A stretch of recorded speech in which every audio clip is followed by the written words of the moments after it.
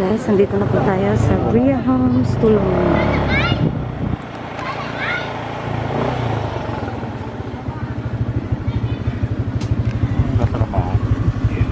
So guys, di kayo basta-basta makakapasok dito hanggat wala kayong passes.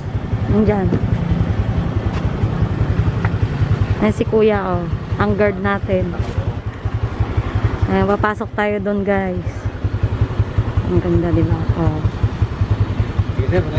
Ayan, papasok tayo doon sa loob. Di kayo basta-basta makakapasok. Saan nyo na yan, Tat? Ito sir yung model house. Ay, sige. Pasalubong pa din. Pasalubong yung pang ginagawa yung mga patok. Yung talagang bahay na. Yung mga homeowner. Sample pa lang yan. Yung mga nandyan. Dito yan.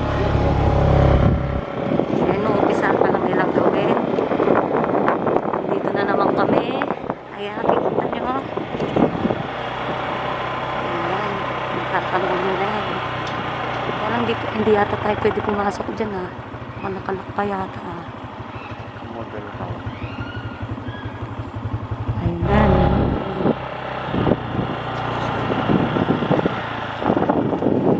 Siya.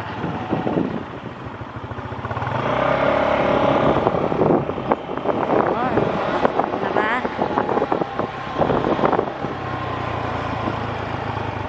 Ano to? Yan, dito na tayo. Ay. Ayan guys, ang ganda. Ito ang Alexa. Kikita nyo ba ang Alexa? Sobrang ganda. Oh. Tignan natin ang loob niya. Uy, naayos na ah. Ayan. Ayan, nakalock siya. Hindi natin mabubuksan. Ito po ang Alexa. Ayan. Kita nyo guys. Alexa yan. Tapos ito yung pinaka-end niya. Tapos ito naman, Bettina. Bettina model house. Yan. Tingnan siya kalaki. Kala nyo sa picture maliit, pero malaki siya. Yan. Yung talagang tingnan nyo yung loob. Ayan yung loob niya. Kita nyo, ayun yung loob.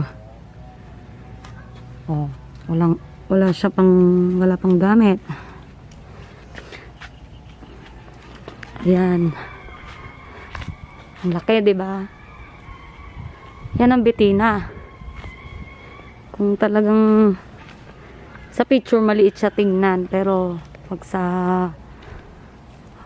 ano na, ito naman yung kinuha namin, ganyan.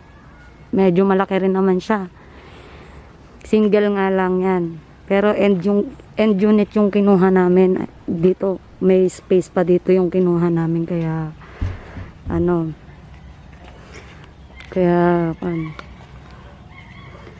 ayan guys.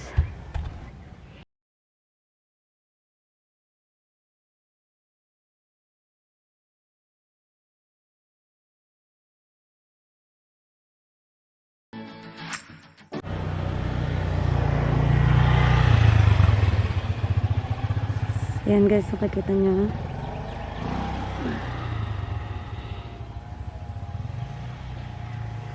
Silipin natin ang loob kung maganda.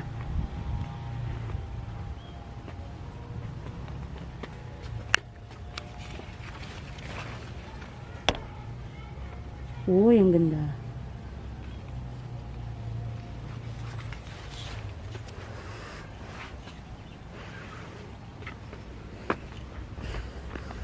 So, yan ang update ng Bria Homes, Tulong, Urdaneta.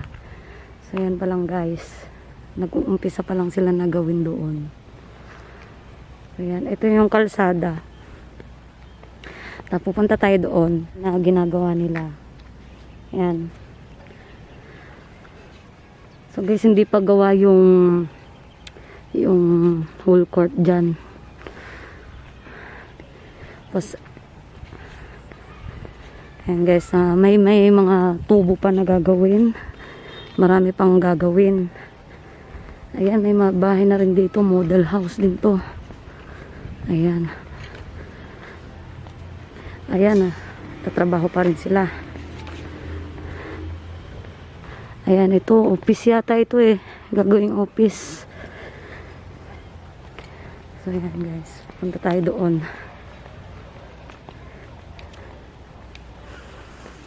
Ayun, ang likod ng Betina. Ang likod ng Betina.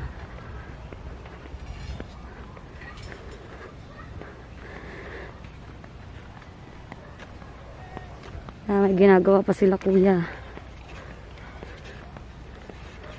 Di pa tapos. Pati itong mga kanal, gagawin pa nila. Ayun sila mga nagtatrabaho dun. Hindi pa tapos.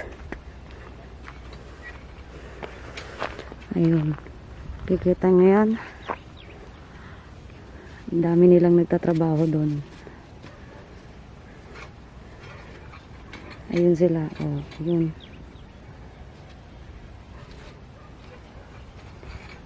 Ginagawa na nila yung mga bahay-bahay. Kuha sila ng kanal. Hinuhukay na nila.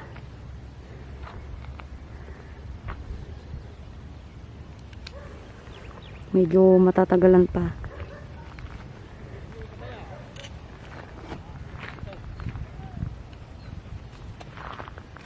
Kuya, medyo matatagalan pa po ito, no?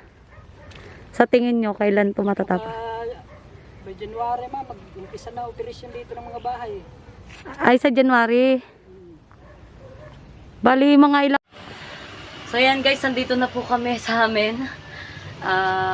Hindi ko na po na i-record yung sinasabi ni Kuya kanina dahil nalobat yung cam na ginagamit ko. Ayan, yung last part na sinabi niya is kung kailan matatapos yung gagawin nilang bahay. Ang sabi nila, by January, ang start ng paggawa ng mga bahay is January na po. So, ang mga estimate nila na matatapos, baka mga September na naman. Tingnan natin guys, kung matatapos ng September yon. Pero sabi naman nila, puspusan daw ang paggawa ng mga bahay doon. Kaya hintayin na lang natin guys. Yan, sa mga nagtatanong po dyan, yan na po yung update. So, sa susunod po ulit, papasyal po ulit kami doon para makita ninyo kung ano yung pagbabago ng Via Homes Tulong. So guys, hanggang dito na lang. Don't forget to like, share, and subscribe. Thank you for watching. Bye!